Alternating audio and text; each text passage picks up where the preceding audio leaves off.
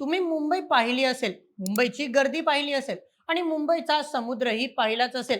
पण आता मुंबईच्या ह्याच समुद्रात एक असे विश्व उभे राहत आहे, याचवर आपण फक्त हॉलिवूड सिनेमात किंवा दुबई मोनोकोच्या फोटोमध्ये पाहत होतो. मुंबईच्या किनाऱ्यावर 887 कोटी रुपयांचा एक महाकाय प्रकल्प मंजूर झाला आहे.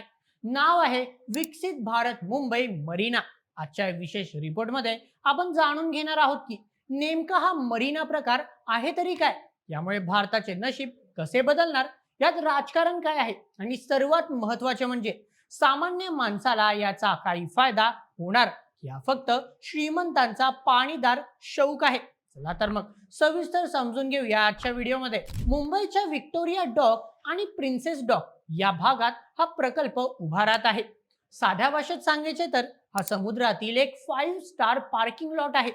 याचे खर्च आहे तब्बल 887 कोटी रुपये. इथे एकाच वेळी 424 आलिशान यॉट किंवा खासगी जहाजे पार्क करता येतील.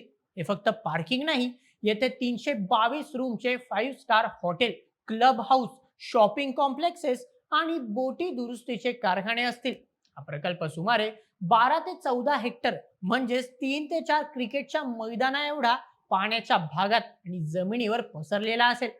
सरकारचे म्हणणे आहे की हे बनल्यानंतर मुंबईचे रूप पूर्णपणे बदलेल आणि मुंबई जगातील टॉप कोस्टल सिटीजच्या यादीत येईल.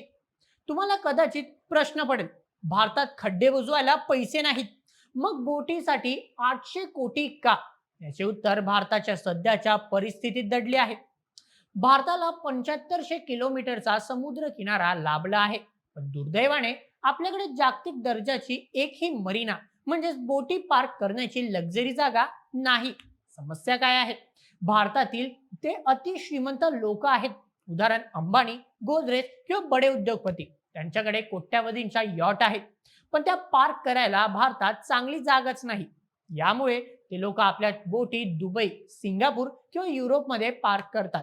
त्या बोटींचे पार्किंग भाडे, त्यांच्या इंधनाचा खर्च आणि मेंटेनन्सचा म्हणजे दुरुस्तीचा खर्च हे सगळे परकीय चलनात दुसऱ्या देशांना मिळते. या प्रकल्पामुळे काय होईल?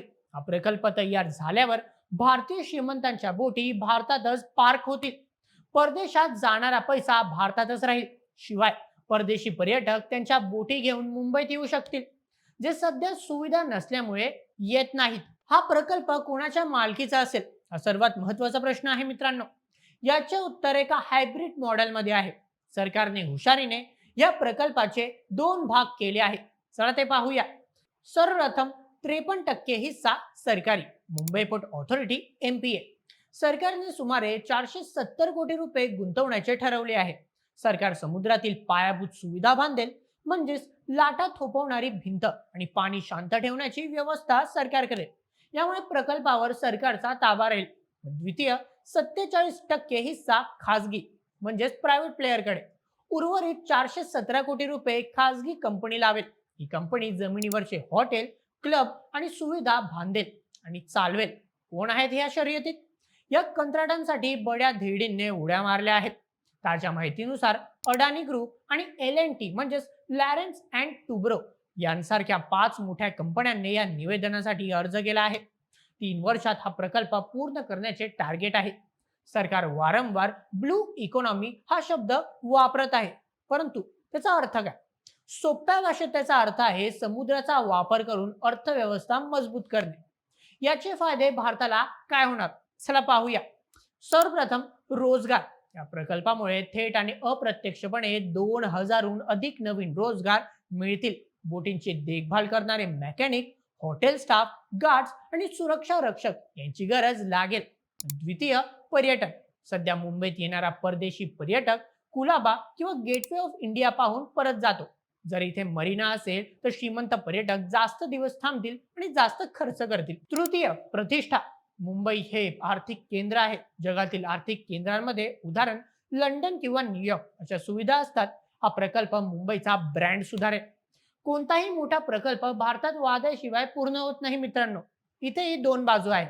चला पहिले सत्ताधारी पक्षाची बाजू समजून घेऊया. पंतप्रधान नरेंद्र मोदी आणि केंद्रीय मंत्री सर्वानंद सोनोवाल यांच्यासाठी हा ड्रीम प्रोजेक्ट आहे.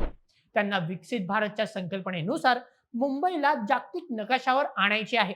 त्यांच्या मते जुन्या आणि गंजलेल्या गोदींचा वापर करून आधुनिक भारत घडवण्याची ही संधी आहे.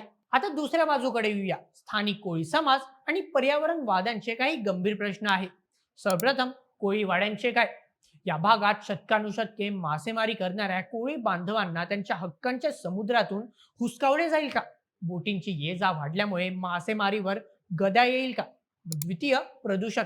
400हून अधिक डिझेलवर चालणाऱ्या बोटी एकाच जागी उभ्या राहिल्या तर तेल गळती म्हणजेच ऑइल स्पिल्स आणि कचऱ्यामुळे मुंबईचा समुद्र आणखी घाण होणार नाही का? मग तृतीय, श्रीमंतांचे चोचले. 887 कोटी रुपये खर्च करून गरिबांसाठी घरे बांधण्याऐवजी श्रीमंतांसाठी बोटींचे पार्किंग का? हा प्रश्न राजकीय विरोधक नक्कीच उपस्थित करू शकतात. ही सामान्यांची मुंबई विरुद्ध श्रीमंतांची मुंबई अशी लढाई होऊ शकते. आता प्रश्न उरतो, हा प्रकल्प चांगला की वाईट? जर आपण आर्थिक चष्म्यातून पाहिलं तर हा प्रकल्प काळाची गरज आहे. भारत $5 ट्रिलियन इकॉनॉमी बनू पाहत असेल तर आपल्याला जगाला आकर्षित करावेच लागेल. आपला पैसा बाहेर जाण्याऐवजी तो देशातच फिरलेला बरा. पण जर हा प्रकल्प फक्त श्रीमंतांचा खाजगी क्लब बनून राहिला आणि सामान्य मुंबईकराला तिथे साधे चालण्याचीही परवानगी नसेल तर मात्र तो मुंबईच्या आत्म्यावरचा घाव ठरेल. सिडनी किंवा बार्सिलोनामध्ये अशा मरीना आहेत जिथे सामान्य लोकही फिरू शकतात, कॅफेमध्ये बसू शकतात आणि त्या वातावरणाचा आनंदही घेऊ शकतात. मुंबईच्या या प्रकल्पात जर पब्लिक ऍक्सेस ठेवला तरच याला खऱ्या अर्थाने यश मिळेल. तर मंडळी, हा होता मुंबईच्या 887 कोटींच्या सागरी स्वप्नाचा लेखाजोखा. 3 वर्षांनी जेव्हा तुम्ही भाऊच्या धक्क्यावरून किंवा शिवडीवरून जाल तेव्हा कदाचित तुम्हाला समुद्रात शेकडो पांढरा शुभ्र यॉट डोलताना दिसतील. हे दृश्य मुंबईचे नशीब बदलेल की फक्त श्रीमंतांचे स्टेटस सिम्बॉल ठरेल हे वेळच सांगेल. तुम्हाला काय वाटतं, सरकारने अशा लक्झरी प्रकल्पांवर खर्च करावा की नाही? कमेंटमध्ये तुमचे मत आम्हाला नक्की कळवा आणि अशाच व्हिडिओसाठी सबस्क्राईब करा बोल MH आपल्या युट्यूब चॅनलला. धन्यवाद.